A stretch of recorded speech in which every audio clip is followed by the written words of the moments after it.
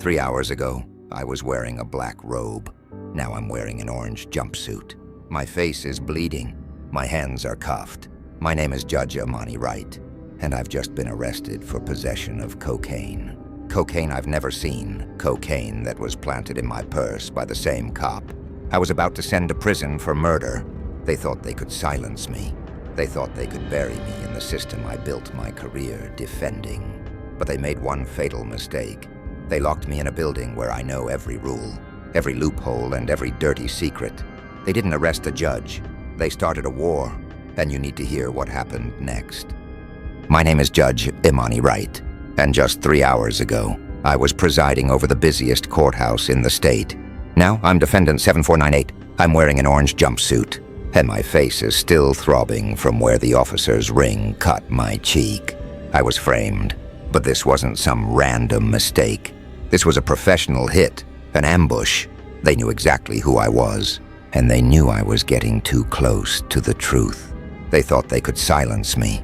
They thought they could bury me in the very system I swore an oath to uphold. They made one fatal mistake. They locked me in a building where I know every rule, every procedure, and every single dirty secret. They didn't just arrest a judge.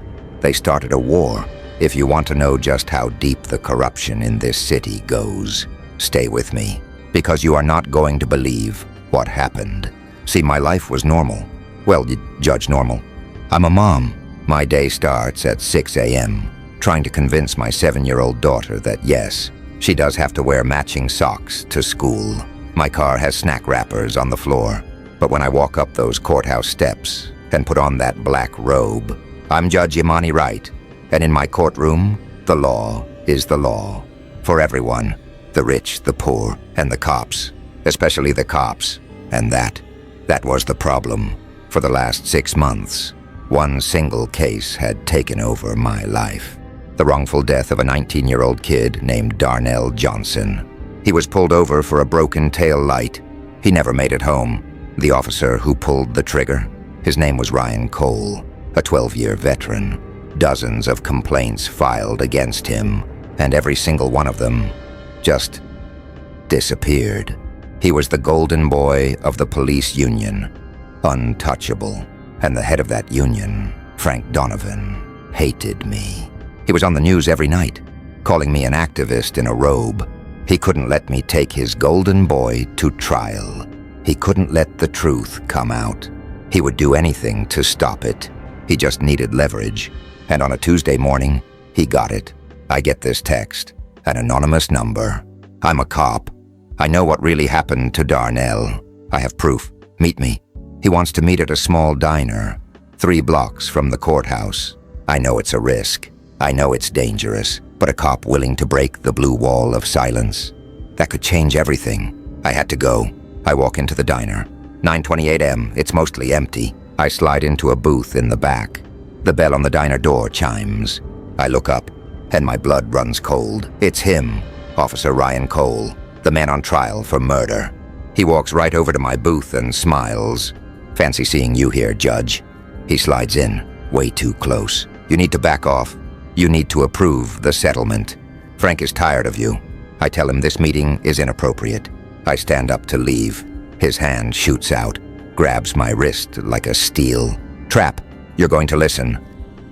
Then, he does something strange. He picks up the salt shaker and accidentally knocks over my full cup of coffee. It goes everywhere. All over the table, all over my lap, all over my open purse on the seat beside me. Oh, damn, he says, jumping up. I am so sorry, Judge. He's grabbing napkins, dabbing at my blazer, at my purse. His hands are everywhere. Get off me, I yell, pushing him away, and just like that, the act is over. He steps back, his face instantly cold. You made a mistake coming here, Judge. And he walks out. I'm shaking. I'm covered in coffee. I thought it was just intimidation, a threat. I was so wrong. The coffee, that wasn't the attack. That was the diversion. I throw a 20 on the table and walk outside, trying to get back to the courthouse. A patrol car screeches to a halt, cutting me off on the sidewalk. 2 officers jump out. One of them is Cole's partner, Officer Webb. I recognize him from the case files. He barks, "Ma'am, put your hands on the wall, now." I'm stunned. "Wait, what is this? Officer Webb? You know who I am. Officer Cole was just in that diner. He threatened me." Webb just stares at me, his eyes flat. "Officer Cole? He's on medical leave. Hasn't been on duty in a week." A clean, practiced lie. "Now are you going to consent to a search?" He doesn't wait for an answer. He grabs my purse, the one still damp with coffee. He unzips it. He reaches inside, and he pulls out a small, clear plastic baggie, full of white powder. My brain just stopped. This wasn't happening. Webb holds it up to the light. Well. Looks like we've got a problem here." His partner spins me around, slams me against the brick wall. The handcuffs, the click of the metal. It was so loud. I'm yelling, "My name is Judge Imani Wright. This is a setup. He planted that." Webb just laughs, a short, ugly sound. He leans in close to my ear, his voice dropping to a whisper. Frank Donovan says hello, and he shoves me into the back of the car. I was booked. The booking sergeant. He knew me. I'd seen him in my courtroom 100 times. He just stared at his screen. He wouldn't even look at me. "Name?" he mumbled. "You know my name, Miller. It's Judge Imani Wright." "Name?" he barked, louder. "Imani Wright." "Occupation?" The word caught in my throat. I couldn't say judge. Not in here. "Attorney," I whispered. He smirked. "They took my mugshot. They gave me the orange jumpsuit. It smelled like bleach. They threw me in the holding cell. The pit. It was packed. 20 other women. When I walked in, the room went silent. They all knew my face. And the taunts started instantly. "Well, looky here. It's your honor. Hey, Judge. Remember me? You gave me 6 months for a busted tail light." A large woman with tattoos covering her face stepped right up to me. "You sent my cousin away for 10 years, she hissed. 10 years? For what? For being poor. Now, look at you. You're in here with the rest of us." She shoved me, hard. I fell to the concrete floor. And nobody helped me. I was fresh meat. Hours later, a guard gets me. "Visitor?" I'm thinking, finally, my lawyer. I walk into the interview room, and sitting there, in a $1,000 suit, is Frank Donovan. He's stirring a cup of coffee. "Judge," he says, smiling, "this is a terrible, terrible misunderstanding. I am just shocked. You did this, Frank." "I did nothing," he says, "but possession of high-grade cocaine. That's a bad look for a judge. A really bad look." And then he lays it all out. "My arraignment is in 1 hour. The judge is a friend of his. He'll set my bail at $1 million. Cash. I'll be stuck in here for weeks, months. And in here," he says, "things happen. People get hurt. Or there's a different path. I plead guilty to a lesser charge. You'll have to resign from the bench, of course," he says, "and with me gone. The Darnell Johnson case, it gets reassigned to a more reasonable judge. It gets buried. He gave me the choice. My life, or Darnell Johnson's justice. My career, or the truth. He thought he had me. He thought he'd pushed me into a corner. He thought I was broken. But as I sat there, the fear, it just vanished, and something else took its place. Rage. A cold, clean rage. He called Darnell Johnson a dead kid that no one cared, and I would rot in this cell before I let them win. They drag me into courtroom 3B. It's packed. The press is everywhere. Donovan is in the back row, smiling, looking at his watch. The prosecutor stands up. "Your Honor, the state asks for bail to be set at $1 million cash. The defendant is a flight risk and a danger to the community. A danger to the community. My public defender, a kid who looks about 12, is shaking. This is all a show, a performance. They're just waiting for me to break, and I can't. I can't. I take a step forward. Your Honor," the judge, Harrison, barks. "The defendant will be silent." "No," I yell, my voice echoing. "My name is Judge Imani Wright. I am the presiding judge of the civil court. 1 floor below us. And this is a frame-up." The courtroom explodes. This is a conspiracy, orchestrated by that man, Frank Donovan, to obstruct justice in the Darnell Johnson case. Donovan is on his feet, screaming, "Slander!" Harrison is banging his gavel. "You are in contempt of court. You are in contempt. No, you are in contempt of the law." I scream back. "You are all complicit." Guards are dragging me out. I lock eyes with Frank. Donovan, he's not smiling anymore. Don't care that they're dragging me. I'd done it. I had put the words, conspiracy, and Darnell. Johnson in the air, the press. The press heard everything. He expected me to be broken. He never, ever expected me to fight back. I'm back in the cell for 2 more days. It's hell, but then the woman with the face tattoos, the one whose cousin I'd sent away. She corners me by the phones. "Why'd you do it?" she asks. "Yelling at that judge? You just buried yourself." I just look at her, because it's the truth. She stares at me for a long, long time. "My cousin," she says, her voice quiet. "He was a good kid. He just got caught up." "I remember the case," I say. "Yeah, well." She scoffs. "We all know that cop, Cole. He runs this part of the city. He's a monster. You're the first person I ever seen stand up to him. The first." She steps back. "You're crazy. But you got guts." After that, they left me alone. On the 3rd day, a guard opens the cell. "Wright, you made bail. I can't believe it. $1 million? How?" I walk out of the jail, and my clerk, Sarah, is there. "How, Sarah? How did you get the money?" "I didn't," she says, pulling me toward her car. "The community did." I stop. "What?" "When you yelled in that courtroom, it went everywhere. The Darnell Johnson protest group, they merged with Black Lives Matter. They started a bail fund online. Justice for Judge Wright. They raised the full $1 million in 48 hours. I sat in her car. I couldn't speak. Frank Donovan thought he was silencing me. Instead, he had given me an army, but the fight was far from over. I get home, and they're waiting, a letter taped to my door. "You are hereby suspended from the bench," and a man from the state, there to fit me with an ankle monitor. I was a prisoner in my own home. "Okay," I say, walking inside. Sarah follows me. "Okay, what, Judge?" I walk to my dining room table. "They took my courtroom," I say. "So we're going to make this my war room."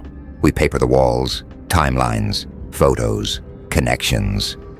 We have 2 huge problems. 1, the whistleblower cop, the one I was supposed to meet. He's vanished. Donovan got to him. 2, the diner. I ask Sarah to check the cameras. She comes back, her face grim, wiped clean. "Judge, a power surge that morning. They control the cops. They control the witnesses," I say, sinking into a chair. "How do we fight a ghost?"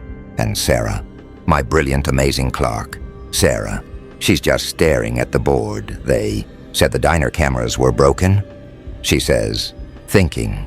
"Right. But what about across the street?" My God, the ATM at the bank, across the street. The traffic cam on the corner. They're not on the diner's system. They're city property. I look at the monitor on my ankle. "Sarah, you go. Subpoena that footage. Do it now." She's back in 3 hours, laptop in her hand. Her hands are shaking. The traffic cam was too far away. She says, "But the ATM. Judge, look." She hits play. It's grainy. The angle is bad, but it's there. 27 M. Me, walking into the diner. 9:28 a.m. Ryan Cole, walking in after me. His jacket pocket, it's bulging, a small square shape. 9:31 m. Cole, walking out. "Now look," Sarah says. Zooming in, the bulge is gone. It's not enough to convict, but it's enough. It's enough to prove he was there. It's enough to prove he lied about his alibi. It's the first thread, and we are pulling it. But we needed more. We needed someone on the inside, and I thought of him. Sergeant Miller, the booking cop, the one who wouldn't look me in the eye. He knew.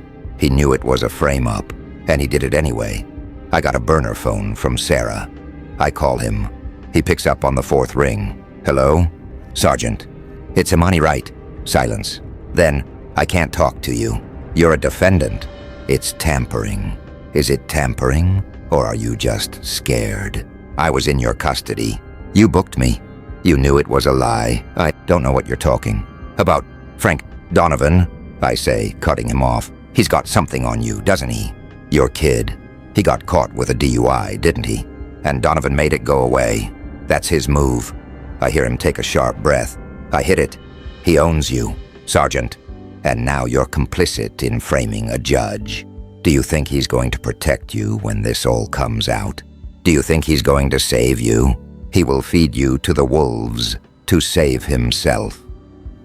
What do you want? He whispers. I want the truth. I want the whistleblower. The cop who Donovan disappeared. Where is he? I can't. They'll kill me, Wright. They'll ruin me. They are already ruining you. This is your one chance to make it right. You're a good cop, Miller. Don't let this be how your story ends. I gave him the burner, phone number. You have 12 hours, I said. And I hung up. I didn't sleep, watched the phone.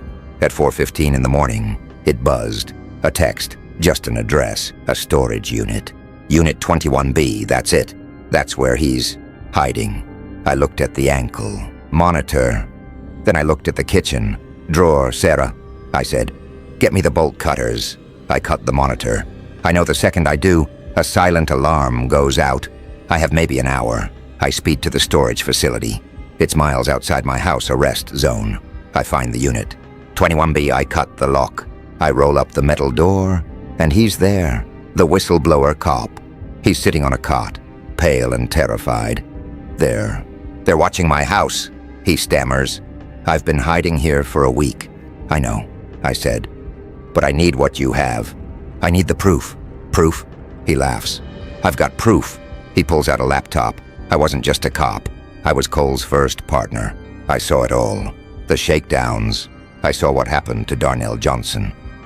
What happened? It wasn't a bad stop. It was an execution. Johnson had filmed Cole shaking down a store owner. Cole hunted him. He pulled him over and shot him. Then he planted a different gun on the seat, my God, but I couldn't prove it, he said. Not until Donovan called me in. He wanted me to back up the story, and I recorded it. He hits play, and there it is, Frank Donovan's voice. Cole did what he had to do. We protect our own. You will back up the story, Miller. You understand me? This was it. The smoking gun, and I recorded this. 2, he said. He plays another file. The judge. Right, she's not backing down, so we're gonna have to disgrace her. Cole will plant the dope at the diner. Webb will be the witness. That judge won't know what hit her. The conspiracy, the frame-up, the motive. It was all there. I grabbed the thumb drive. You are a brave man, officer? No, he says. I'm a coward. You're the brave one. I go to open the storage door, and standing there, blocking the exit, are Officer Webb and 2 other cops. Going somewhere, Judge? Webb sneers. My heart falls through the floor. You know, Webb says, pulling out his gun. That ankle monitor you cut, it's got a GPS. Took us right to you. He looks past me, at the whistleblower. And you're a dead man. They rush in. The whistleblower shoves me back. Run, go. Get that drive to the courthouse. Go. He tackles Webb. The other cops pile on. It's chaos. I hear a sound. A single, muffled pop. I don't look back. I just run. I get to my car. I am flying through the city streets. My trial. My criminal trial is starting in 10 minutes. I run up the courthouse steps. The same steps where this all started. I bypass security. I know the side doors. I burst into courtroom. 3B Judge Harrison is on the bench. Frank Donovan is in the back row. Ryan Cole is sitting right at the prosecution table, a smug look on his face. Miss Wright, Harrison booms. You are 3 hours late, and you are in violation of your house arrest. I'm issuing a warrant for your... I am here, I yell, walking down the aisle, and I am ready to proceed. But first, the defense would like to present new evidence. The prosecutor laughs. Your Honor, this is highly erect. This is not evidence for my case, I said, my voice shaking. I hold up the thumb. Drive.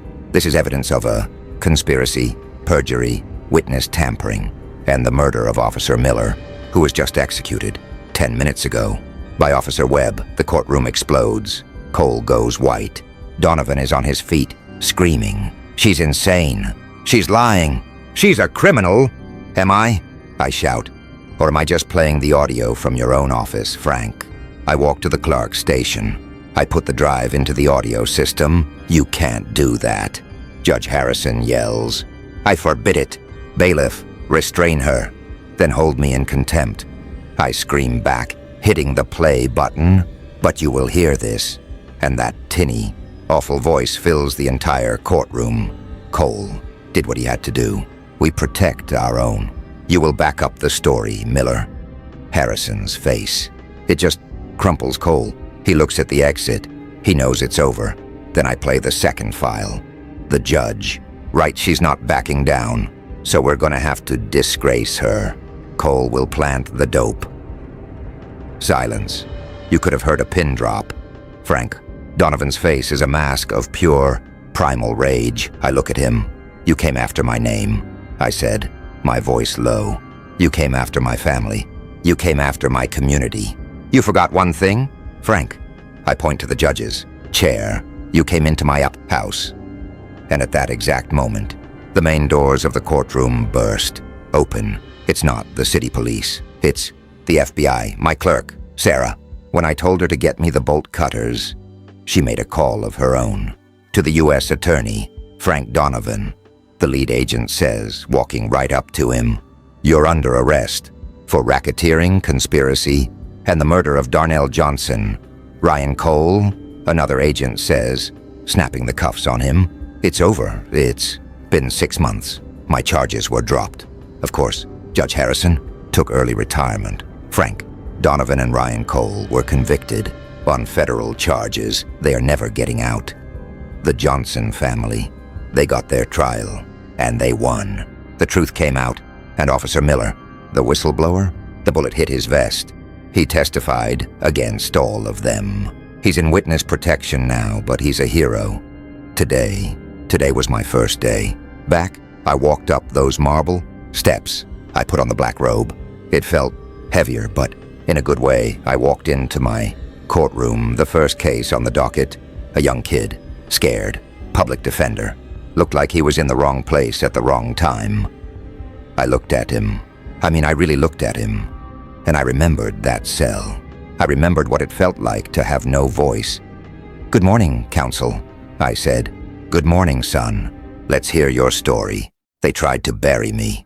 They tried to end me. They forgot that the darkest places are where the strongest things grow. My story had a voice, but so many don't. So many are still in that system. Unheard. That's why we have to keep fighting.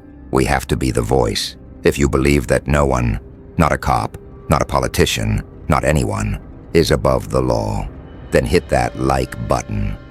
And if you want to hear more stories about justice, subscribe, because the fight is not over, not by a long shot, and we are just getting started. Frank Donovan thought he'd broken me. He thought fear would make me fold. He was wrong, because here's what he didn't understand. I didn't become a judge to play it safe. I became a judge because I refused to let power win by default. He gave me a choice, my career or the truth, so I looked him dead in the eye and told him exactly what I was going to do. But that's part 2. If you want to know how a framed judge fights back from inside a jail cell, drop a comment and hit subscribe, because this story is just getting started. Justice isn't just something I preach from a bench. It's something I'm about to take back with my own hands.